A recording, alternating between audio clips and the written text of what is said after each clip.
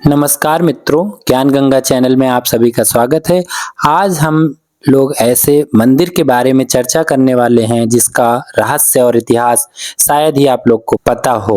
भारत के दक्षिण में स्थित आंध्र प्रदेश का तिरुपति बालाजी मंदिर एक ऐसा दिव्य स्थल है जिसे दुनिया का सबसे अमीर मंदिर कहा जाता है।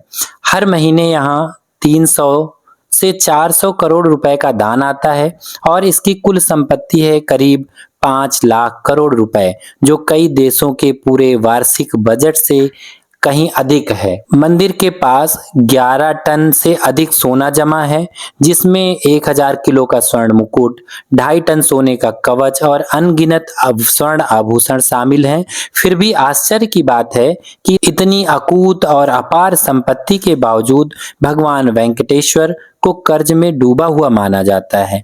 यह मंदिर अपने अनगिनत रहस्यों और अद्भुत चमत्कारों के लिए विश्व प्रसिद्ध है। कहा जाता है यहाँ जो मूर्ति विराजमान है वह स्वयं प्रकट हुई थी, किसी मनुष्य द्वारा निर्मित नहीं है। और इसी मूर्ति से जुड़ा एक रहस्य और है जो आज तक लोगों के समझ से परे है। मंदिर के गर्भगृह में हमेशा पंखा और एसी चलता रहता है, जिसका तापमान लगभग 20 सेंटीग्रेड से कम रहता है। फिर भी भगवान वेंकटेश्वर की मूर्ति को हमेशा पसीना बहता रहता है, जिसे पुजारी बार बार पोंछते हैं। जब मूर्ति को चंदन से नहलाया जाता है तो मूर्ति की छाती पर माता लक्ष्मी की आकृति उभर आती है। आखिर यह कैसे संभव है? मूर्ति का पिछला भाग जिसे देखना सख्त मनाही है। कहा जाता है वहां गुप्त सुरंगें हैं जो रहस्यमय जगत की ओर जाती हैं। वर्ष 1937 में एक युवा पुजारी रामानुजाचार्य ने हिम्मत कर मूर्ति के पीछे जाने की कोशिश की और उसने जो देखा उसके बाद उसके होश उड़ गए। उन्होंने जो भी देखा वह आज तक किसी को बता नहीं पाया। यहाँ मिलने वाला प्रसाद यानी प्रसिद्ध तिरुपति लड्डू भी एक रहस्य से भरा हुआ है। यहाँ प्रतिदिन 3 से 5 लाख लड्डू बनाए जाते हैं और हर लड्डू का स्वाद और वजन बिल्कुल समान होता है। चौंकाने वाली बात यह है कि प्रसाद बनाने में इस्तेमाल होने वाला हर वस्तु एक रहस्यमयी गांव से आती है, जो मंदिर से 23 किलोमीटर दूर है, लेकिन आज तक कोई उस गांव तक नहीं पहुंच पाया। और अब बात करते हैं उस दीपक की जो 1000 वर्षों से लगातार जल रहा है, वह भी बिना तेल और बिना बाती के। आखिर कौन सी ऐसी शक्ति है जो उसे जलाए रखे हुए है और किसने उसे प्रज्वलित किया था? जब आप इसकी सच्चाई जानेंगे और भी आश्चर्यचकित रह जाएंगे। मंदिर में आने वाले भक्तों की एक खास परंपरा है केश दान। हर दिन हजारों श्रद्धालु अपने बाल भगवान को अर्पित करते हैं, किंतु सबसे अद्भुत बात यह है कि भगवान वेंकटेश्वर की मूर्ति के बाल असली हैं और हजारों साल पुराने, जो न कभी उलझते हैं और न झड़ते हैं। तो आखिर क्या है इसके पीछे की सच्चाई? क्या यह केवल आस्था का चमत्कार है या फिर ऐसा रहस्य जिसे विज्ञान भी आज तक समझ नहीं पाया? अब आता है सबसे बड़ा रहस्यमय प्रश्न, आखिर इस अद्भुत मंदिर का निर्माण किसने और कब किया? यह वही सवाल है जिसने सदियों से इतिहासकारों और वैज्ञानिकों को हैरानी में डाल रखा है। साल 1987 में जब ASI यानी आर्कियोलॉजिकल सर्वे ऑफ इंडिया के विशेषज्ञों ने इस मंदिर की सटीक उम्र जानने के लिए कार्बन डेटिंग की प्रक्रिया शुरू की, तो कुछ ऐसा हुआ जिसकी किसी ने कल्पना नहीं की थी। जैसे ही परीक्षण आरंभ हुआ, सभी उपकरण अचानक बंद हो गए। ना कोई तकनीकी खराबी और ना कोई तार की समस्या, सब ठप हो गया। तो क्या मंदिर अपने ही रहस्यों की रक्षा खुद करता है? क्या कोई अदृश्य शक्ति इसे बाहरी हस्तक्षेप से बचाती है? इतना ही नहीं, इस मंदिर से जुड़ी कई भविष्यवाणियां आज तक सच होती नजर आ रही हैं। कहा जाता है इस मंदिर की कुछ सच्चाइयां आम लोगों से जानबूझकर छिपाई जाती हैं, क्योंकि वह इतनी चौंका देने वाली हैं कि शायद दुनिया उन्हें स्वीकार ना कर पाए। साल 1920 में नासा के प्रोजेक्ट गरुड़ के तहत तिरुपति की पहाड़ियों का अध्ययन किया गया। इस रिसर्च में जो रहस्य सामने आया उन्होंने स्वयं नासा के वैज्ञानिकों को हिलाकर रख दिया। लेकिन सबसे अजीब बात तो यह है कि रिपोर्ट प्रकाशित होने से पहले ही प्रोजेक्ट को बंद कर दिया गया। आखिर ऐसा क्या था उस रिपोर्ट में जिसे दुनिया से छिपाया गया, और साल 2035 से जुड़ी कौन सी भविष्यवाणी थी जिसने सबको स्तब्ध कर दिया? कहा जाता है मंदिर में 11 टन से अधिक सोना है और भगवान वेंकटेश्वर का मुकुट 1000 किलोग्राम शुद्ध सोने का बना हुआ है। परंतु असली रहस्य की बात यह है कि उस मुकुट में लगी हुई कृष्ण मणि है, जिसे कोहिनूर से भी अधिक कीमती बताया जाता है। कहावत है कि यह वही रत्न है जिसका उल्लेख विष्णु पुराण में कौस्तुभ मणि के रूप में किया गया है। यह मणि जो स्वयं भगवान विष्णु के हृदय से जुड़ी हुई मानी जाती है। तो क्या तिरुपति बालाजी के मुकुट में जड़ी हुई मणि वास्तव में वही दिव्य कौस्तुभ मणि है? क्या मंदिर के रहस्यों का कोई अंत नहीं, या यह सचमुच एक ऐसा द्वार है जो मनुष्य की समझ से परे किसी अदृश्य शक्ति की ओर खुलता है? कहा जाता है कि तिरुपति बालाजी मंदिर का निर्माण विजयनगर साम्राज्य के महान सम्राट कृष्णदेव राय ने करवाया था। लेकिन इस सच से कहीं अधिक गहरा रहस्य और कुछ है। वास्तव में इस मंदिर की उत्पत्ति और यहाँ विराजमान भगवान वेंकटेश्वर की मूर्ति की कहानी इतनी प्राचीन है कि इतिहास भी उसके आगे मौन हो जाता है। इस रहस्य को समझने के लिए हमें समय की धारा में ही पीछे लौटना होगा। उस युग में जिसे प्रलय काल कहा गया, वह भयावह समय जब संपूर्ण पृथ्वी जल में डूब चुकी थी, पर्वत, वन और जीव जंतुओं का अस्तित्व समाप्त हो चुका था। आकाश में पवन देव अपने उग्र और प्रचंड गति से दौड़ रहे थे। बादल फट पड़े थे और ऐसी भयानक वर्षा हो रही थी जिसने सृष्टि को विनाश के कगार पर पहुंचा दिया। तभी इस अंधकारमय क्षण में सृष्टि की रक्षा करने के लिए भगवान विष्णु ने आदि वराह अवतार धारण किया और अपने विराट स्वरूप में उन्होंने जल में डूबी हुई पृथ्वी को अपने विशाल दांतों पर उठाकर पुनः जीवन दान दिया। धरती फिर से प्रकाश में आई और ब्रह्मा जी ने भगवान विष्णु से निवेदन किया कि हे नाथ, कृपा कर इस स्थान पर कुछ समय के लिए निवास करें ताकि यहाँ से पुनः जीवन की शुरुआत हो सके। विष्णु मुस्कुराए और फिर उन्होंने वराह रूप को त्याग दिया और एक नया दिव्य रूप धारण किया। 4 भुजाओं वाला वह तेजस्वी रूप इतना आलोकमय था कि पूरा ब्रह्मांड उसकी चमक से जगमगा उठा। यह वही रूप था जिसे हम आज भगवान वेंकटेश्वर के नाम से जानते हैं। वे अपनी प्रिय भूमि देवी के साथ तिरुमाला की पर्वतमालाओं में विराजमान हो गए और वहां उन्होंने मानव जाति को ध्यान, योग और कर्म योग का उपदेश देना आरंभ किया। समय बीतता गया, लेकिन उनके इस दिव्य निवास का रहस्य आज भी काल की परतों में छिपा हुआ है, और जो इस कथा को अंत तक समझ ले वह तिरुपति के रहस्यों की आधी सच्चाई को स्वयं महसूस कर सकता है। तो बने रहिए, क्योंकि यह कथा अब आपको एक ऐसी अद्भुत और रहस्यमय पात्र पर ले जाने वाली है जहां आस्था और अनंत ब्रह्मांड एक दूसरे से मिलते हैं। इसके बाद भगवान विष्णु ने इस लोक को त्याग दिया और अपने वैकुंठ धाम लौट गए। उनके प्रस्थान से ब्रह्मा जी अत्यंत चिंतित हो उठे। उन्होंने देवर्षि नारद से प्रार्थना की कि वत्स जाओ, श्री हरि को मनाओ और उन्हें पुनः पृथ्वी पर लाओ ताकि सृष्टि का संतुलन बना रहे। नारद जी गंगा तट की ओर प्रस्थान कर गए। वहां उन्होंने देखा कुछ तपस्वी साधु गंभीर विमर्श में लीन थे। वे एक गूढ़ प्रश्न पर विचार कर रहे थे कि उनके यज्ञों का फल किस देवता को अर्पित किया जाए। तभी नारद मुनि ने मुस्कुराकर सुझाव दिया, क्यों ना त्रिदेव ब्रह्मा, विष्णु और महेश की परीक्षा ली जाए। सभी सहमत हुए और यह दायित्व सौंपा गया महर्षि भृगु को। सबसे पहले महर्षि पहुंचे ब्रह्मलोक में, परंतु उस समय ब्रह्मा जी अपनी सृष्टि रचना में तल्लीन थे और उन्होंने महर्षि का स्वागत नहीं किया। भृगु क्रोधित हो उठे और बिना कुछ कहे वहां से चले आए। इसके बाद वे पहुंचे कैलाश पर्वत पर भगवान शंकर के धाम में। शिव जी ने जैसे ही भृगु को देखा वे प्रसन्न होकर आगे बढ़े और उन्हें गले लगाने लगे, परंतु भृगु पीछे हट गए और बोले, हे महादेव, आप सर्वदा धर्म की मर्यादा का उल्लंघन करते हैं। आप असुरों को ऐसा वरदान देते हैं जिससे संसार में अराजकता फैलती है। मैं आपका आलिंगन स्वीकार नहीं कर सकता। यह सुनते ही शिवजी को क्रोध आ गया, क्रोधाग्नि बन उठा, किंतु माता पार्वती ने उन्हें शांत किया।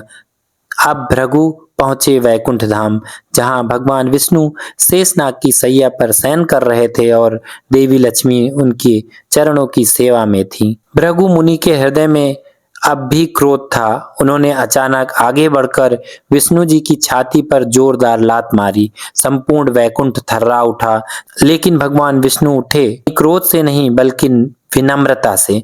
वे तुरंत खड़े हुए और महर्षि के चरणों को पकड़कर बोले, हे मुनिवर, आपके कोमल चरण मेरे कठोर हृदय से टकराए, कहीं आपको चोट तो नहीं लगी? यह सुनकर महर्षि भृगु की आंखें भर आई। उनका क्रोध पल भर में ही विलीन हो गया। उन्होंने भाव विभोर होकर कहा, हे नारायण, आपकी यह करुणा, यह सहनशीलता आपको सृष्टि का पालन करता सिद्ध करती है और आज से सभी यज्ञों का फल केवल भगवान विष्णु को ही अर्पित किया जाएगा। और इसी क्षण ब्रह्मांड में यह सत्य प्रतिध्वनि हुआ कि धैर्य, करुणा और विनम्रता की परम शक्ति भगवान विष्णु ही हैं। भृगु ऋषि की इस घटना के बाद यद्यपि भगवान विष्णु ने उन्हें क्षमा कर दिया, परंतु माता लक्ष्मी का हृदय आक्रोश और पीड़ा से भर उठा। अपने प्रभु के अपमान को वह सहन नहीं कर सकी। उन्होंने विष्णु से कहा, हे नाथ, आप मेरे समक्ष अपने अपमान का प्रतिकार क्यों नहीं किया? आपने उन्हें श्राप क्यों नहीं दिया? परंतु भगवान विष्णु को धैर्य और क्षमा और करुणा के सागर थे। वे शांत स्वभाव में बोले, हे देवी, क्रोध से नहीं, प्रेम और सहनशीलता से ही धर्म की रक्षा होती है। माता लक्ष्मी मौन हो गई, परंतु उनके अंतर मन में दुख और रोष उमड़ पड़ा।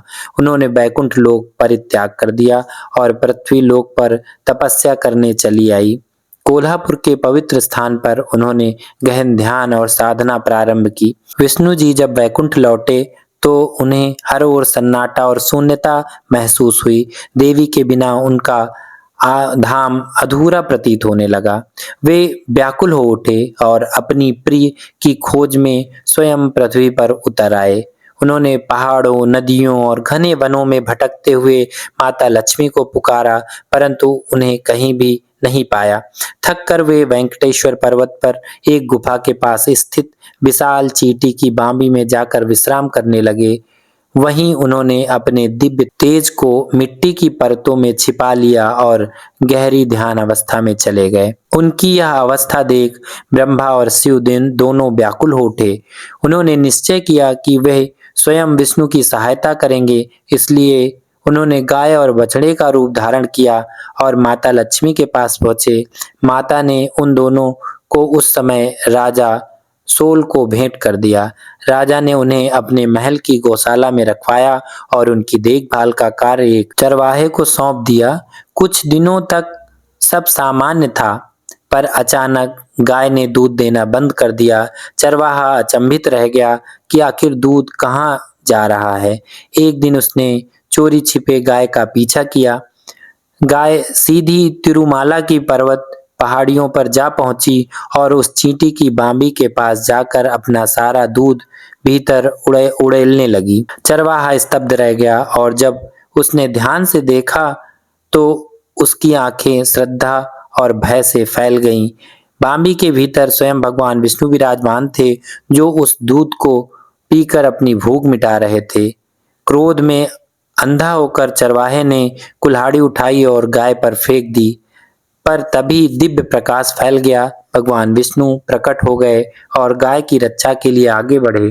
कुल्हाड़ी सीधी उनके माथे पर जा लगी। इस अपमान और पीड़ा से भगवान क्रोधित हुए और उन्होंने तत्क्षण चरवाहे को मृत्यु दंड दिया। जब यह समाचार राजा तक पहुंचा तो वह भयभीत हो गया और उसने वहां पहुंचकर भगवान से कहा, हे प्रभु, क्षमा कीजिए। तब भगवान ने कहा, हे राजन, सेवक का अपराध स्वामी की भी जिम्मेदारी होती है, अतः मैं तुम्हें भी श्राप देता हूँ कि तुम्हारा शेष जीवन राक्षस रूप में व्यतीत होगा। राजा कांप उठे। उन्होंने भगवान विष्णु से क्षमा याचना की।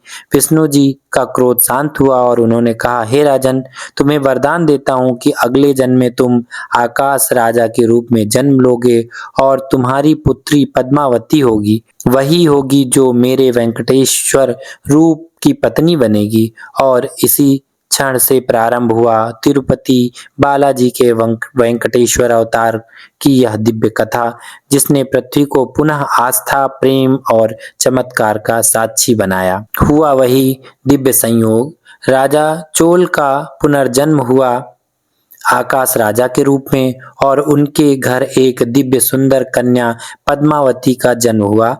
और उसी समय भगवान विष्णु भी धरती पर अवतरित हुए। गरीब साध्वी वकुला के घर श्रीनिवास रूप में जन्म लेकर धीरे धीरे दोनों बालक बड़े हुए और देखते ही देखते विवाह के योग्य हो गए। एक दिन पद्मावती अपनी कुछ सखियों के साथ वन में भ्रमण कर रही थी। अचानक एक भयंकर जंगली हाथी गुस्से से उनके पीछे दौड़ पड़ा। पद्मावती का हृदय डर से थर्रा गया, पर उसी समय श्रीनिवास प्रकट हुए और वीरता से उन्होंने उनकी रक्षा की। पद्मावती इस साहस और निष्ठा से अत्यंत प्रभावित हुई। दोनों ने एक ही नज़र में एक दूसरे को अपने हृदय का साथी मान लिया। यह बात उन्होंने अपने पिता आकाश राजा को बताई। शुरुआत में राजा ने इसे ठुकरा दिया, क्योंकि श्रीनिवास तो निर्धन परिवार से थे। परंतु रात में स्वयं भगवान ने स्वप्न में राजा को वरदान देने की पुष्टि की। इसके बाद आकाश राजा ने आनंद पूर्वक श्रीनिवास और पद्मावती का विवाह स्वीकार कर लिया। विवाह के समय यह शर्त रखी गई कि वर पक्ष वधू को धनराशि अर्पित करेगा। श्रीनिवास गरीब परिवार से थे, उनके पास धन नहीं था। तब श्रीनिवास ने धन के स्वामी कुबेर से उधार में धन लिया और उन्होंने प्रतिज्ञा की कि यह ऋण कलयुग के अंत तक चुका देंगे। इसी कारण आज भी श्री वेंकटेश्वर को कर्ज में डूबा हुआ माना जाता है। श्रद्धालु अपनी कमाई का अंश दान करते हैं ताकि उनका ऋण जल्द चुका सकें। लेकिन कहानी यहीं खत्म नहीं होती है। जब विवाह हुआ तो माता लक्ष्मी को यह खबर लगी और उनका हृदय भरोसे और आश्चर्य से भर गया। वो ये विश्वास नहीं कर पा रही थी कि उनके पति ने किसी अन्य कन्या के साथ विवाह किया। इसके परिणाम स्वरूप पद्मावती और माता लक्ष्मी के बीच विवाद उत्पन्न हो गया। श्रीनिवास ने इस स्थिति को देखकर अपना दिव्य रूप मूर्ति में बदल लिया और यह वही रूप है जिसे आज हम तिरुपति बालाजी में श्री वेंकटेश्वर के रूप में पूजते हैं। कहा जाता है कि अपने पति को मूर्ति में परिवर्तित होता देख, एक पत्थर बना हुआ देख माता लक्ष्मी और पद्मावती को अपनी भूल का एहसास हुआ और वह दोनों श्रीनिवास की मूर्ति में समा गईं। इसी कारण आज भी जब भगवान वेंकटेश्वर को स्नान कराया जाता है तो उनकी छाती पर माता लक्ष्मी और पद्मावती देवी की छवि प्रकट होती है।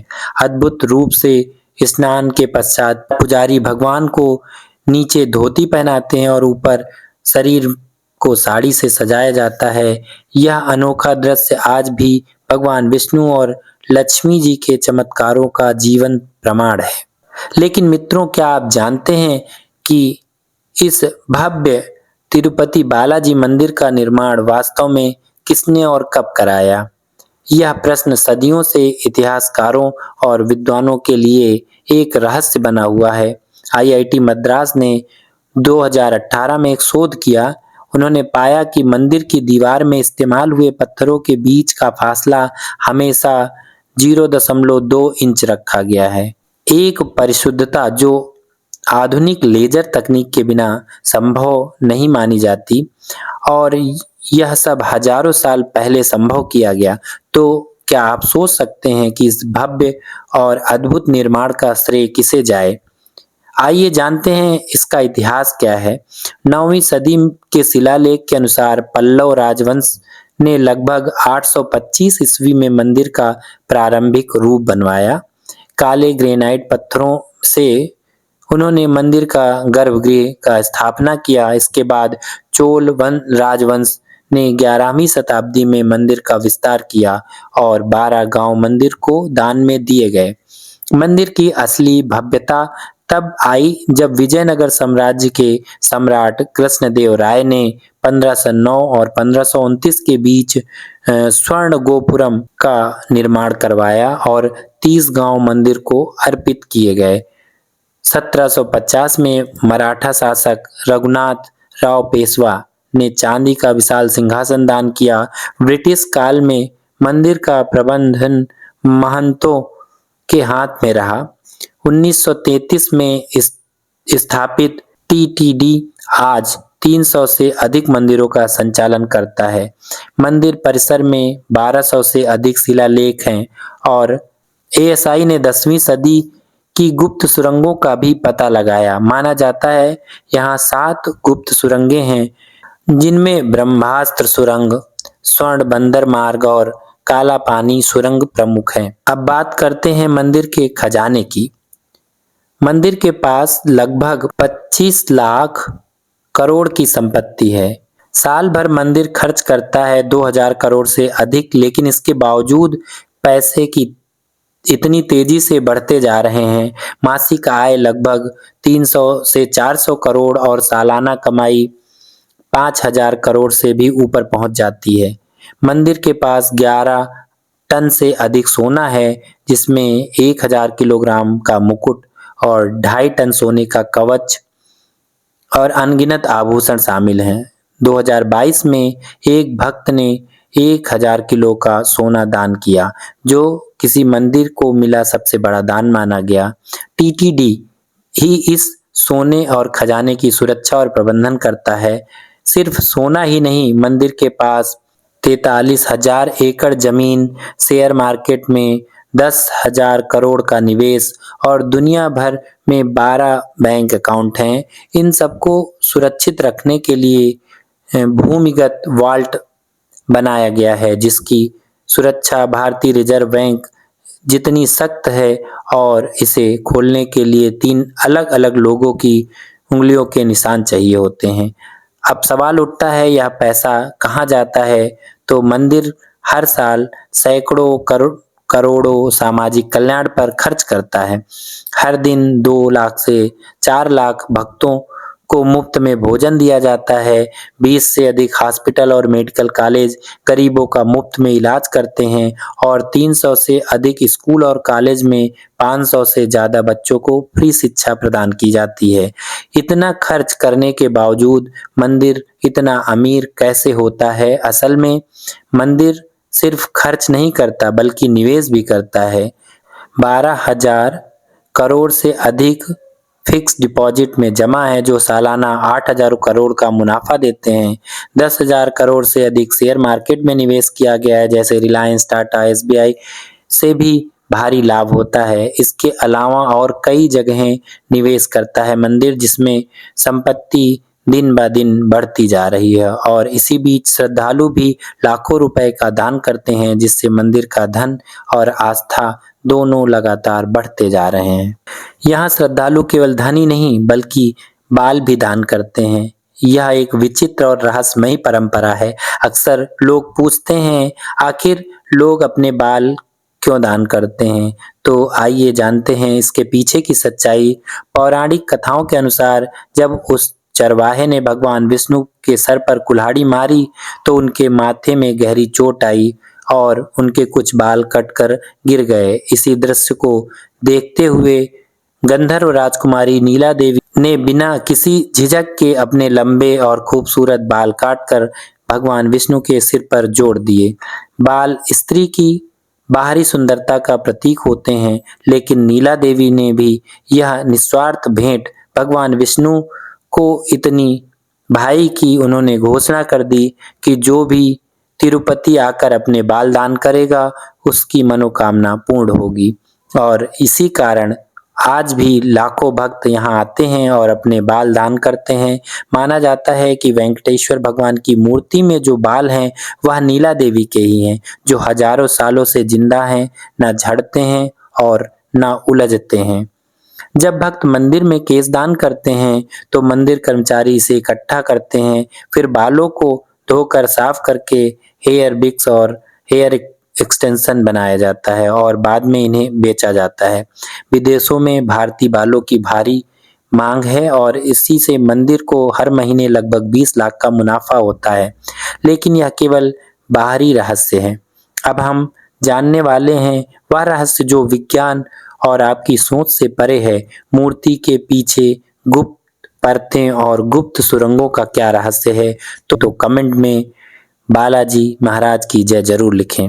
साल 1937 की वह भयावह रात जब युवा पुजारी रामानुजाचार्य ने जिज्ञासावश मूर्ति के पीछे झांकने की कोशिश की, अगले ही दिन उसकी आंखों की रोशनी चली गई और जुबान लकवाग्रस्त हो गई।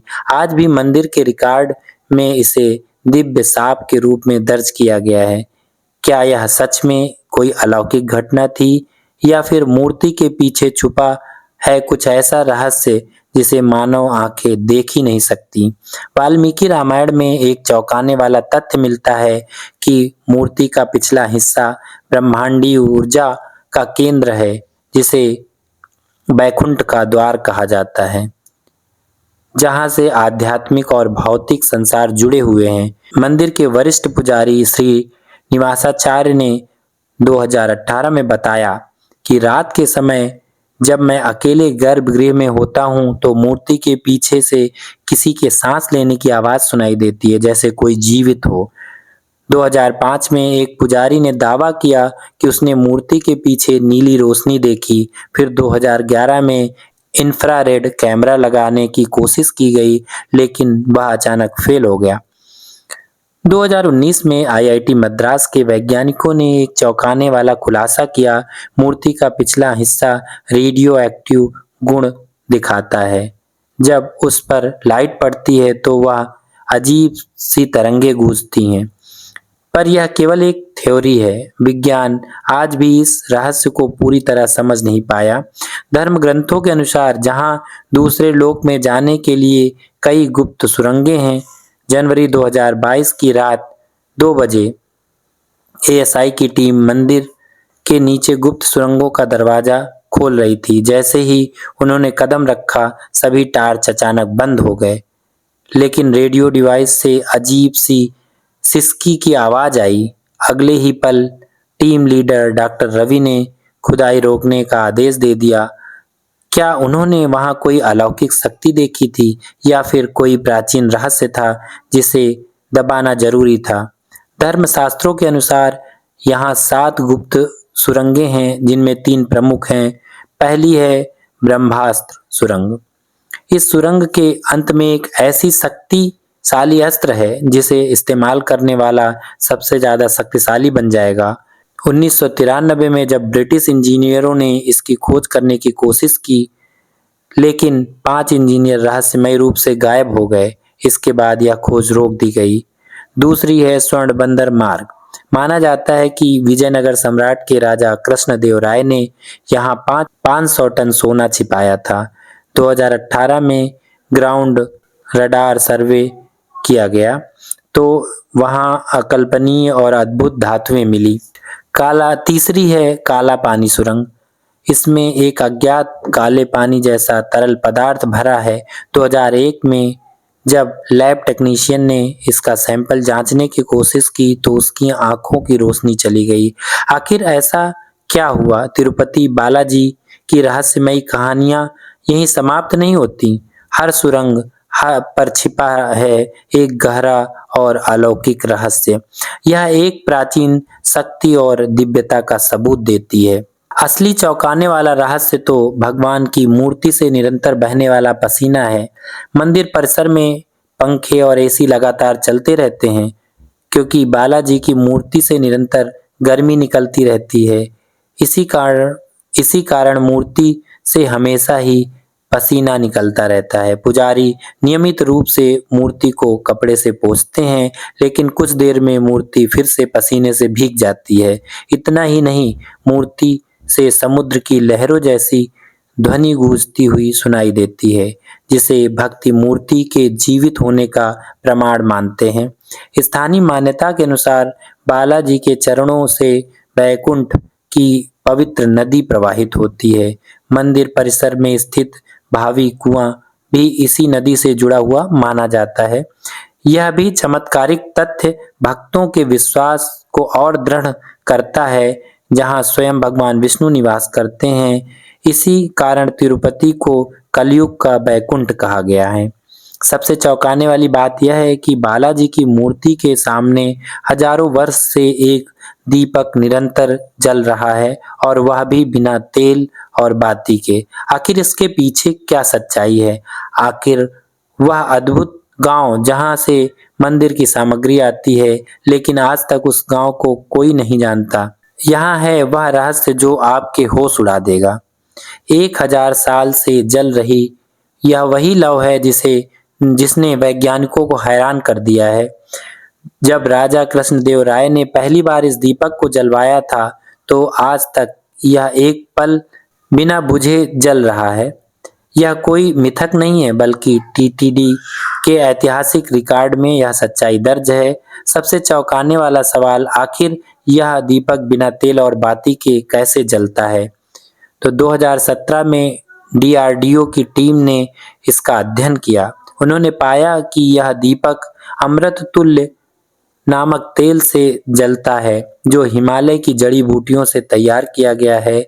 इसकी बाती देवदार वृक्ष की छाल से बनी है, जो हजारों वर्षों तक भी अभी जली नहीं है, बल्कि धीरे धीरे रूपांतरित होती है। साथ ही वैज्ञानिकों ने यह भी बताया कि गर्भगृह का वेंटिलेशन सिस्टम इतना परफेक्ट है कि हवा का प्रवाह दीपक को हमेशा ही जलाए रखता है। तो क्या यह भगवान की लीला है, या फिर प्राचीन भारत की कोई दिव्य तकनीकी जिसे आज हमने भुला दिया है? कहा जाता है कि मंदिर में चढ़ने वाली हर चीज एक रहस्यमयी गांव से आती है, चाहे वह दूध हो, फल हो या अन्य कोई सामग्री। यह मंदिर से 23 किलोमीटर दूर स्थित एक रहस्यमयी गांव से आती है, लेकिन आज तक ना किसी ने इस गांव का नाम सुना और ना ही इस गांव को कोई ढूंढ पाया। इस गांव को खोजने का प्रयास अनगिनत लोगों ने किया, लेकिन यह आज भी एक गुप्त रहस्य बना हुआ है।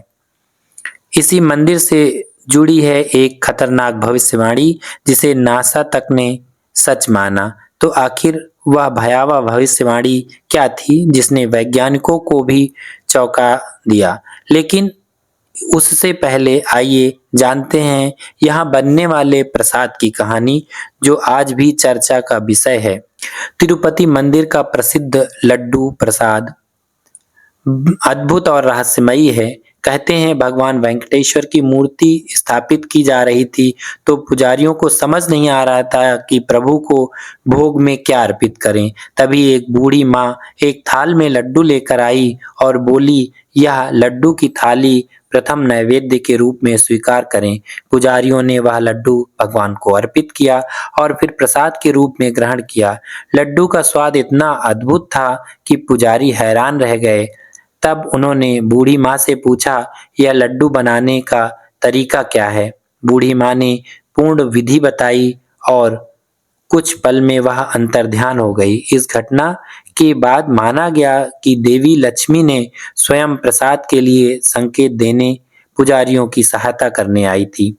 तब से यह लड्डू तिरुपति बालाजी में बनाए जाने लगे, और यह वही प्रथम प्रसाद है जिसकी स्वाद और वजन में एक रूपता आज भी भक्तों को आश्चर्यचकित करती है।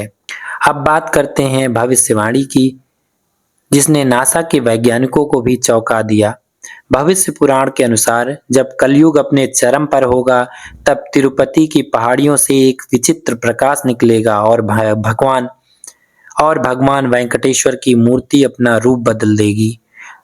2018 में नासा की एक गोपनीय रिपोर्ट में पाया गया कि तिरुपति पर्वत के नीचे एक अज्ञात ऊर्जा स्रोत सक्रिय है, जो हर साल 0.3% दर से बढ़ रहा है। वैज्ञानिकों का मानना है कि यदि यह गति बनी रहती है, तो सन 2035 तक यहाँ से एक विशाल चुंबकीय तूफान उठ सकता है, जो कि अत्यंत खतरनाक और भयावह होगा। 2020 में नासा ने इस प्रोजेक्ट गरुड़ को तिरुपति की पहाड़ियों पर अध्ययन किया गया।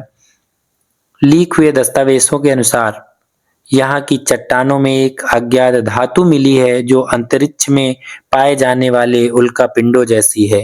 भूकंप मापी यंत्रों ने प्रतिदिन 3 बार एक अजीब सी ध्वनि दर्ज की जो ओम की ध्वनि से मिलती जुलती है। सबसे चौंकाने वाली बात, पर्वत के नीचे एक विशाल गुफा है जिसमें कोई जीवित ऊर्जा स्रोत संपादित हो रहा है। क्या यह कलयुग के अंत की ओर इशारा कर रहा है? ऐसे और भी कई रहस्य हैं जो विज्ञान की समझ में नहीं आ रहे, मगर भक्त इसे भगवान की लीला और उनकी उपस्थिति का प्रमाण मानते हैं। तो मित्रों, आपको यह कहानी कैसी लगी? आप कमेंट करके जरूर ही बताइए और यह कहानी अपने दोस्तों और परिवारजनों के साथ शेयर कीजिए। आप मेरे इस चैनल पर नए हैं तो चैनल को सब्सक्राइब कीजिए, वीडियो को लाइक कीजिए और कमेंट में जय श्री बालाजी जरूर लिखिए। बालाजी आप सभी की मनोकामना पूर्ण करें। जय तिरुपति बालाजी।